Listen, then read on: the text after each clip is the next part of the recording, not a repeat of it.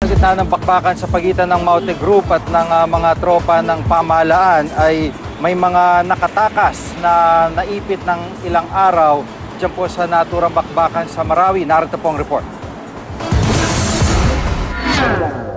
Matinding takot at trauma ang dinanas ng grupo ng mga lalaking ito bago sila tuluyang nakatakas mula sa pagkakaipit sa bakbakan sa Marawi.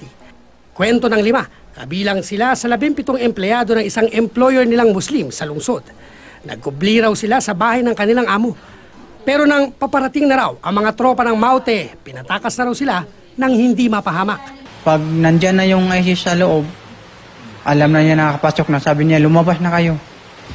Pinalabas namin, tinutulak pa kami niya sa agdan para makalabas kami.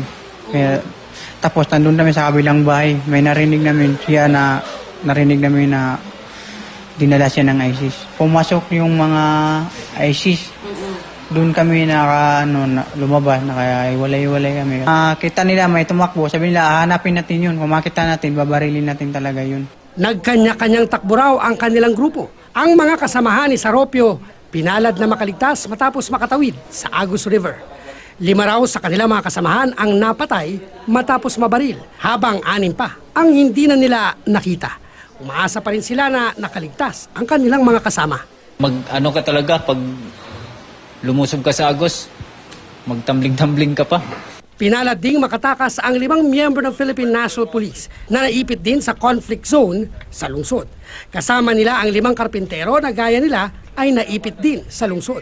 Kwento ng mga nakaligtas na pulis, natrap sila sa isang bahay sa lungsod matapos gawing kuta ng Maute ang katapat na bahay. Mahigit 20 araw din silang natrap bago nakakuha ng tiyempo na tumakas. Nilisan daw kasi ng Maute ang lugar kasunod ng mga airstrike ng militar. Dinala na sa ospital ang mga nakaligtas para suriin ang kanilang medical condition.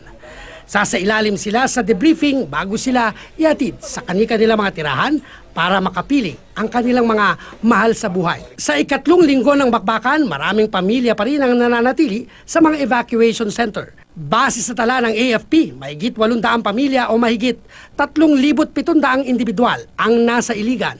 Mahigit 1,000 pamilya ang nasa iba pang bahagi ng Lanao del Norte at mahigit 1,000 pamilya rin ang lumikas sa iba pang bahagi ng Lanao del Sur.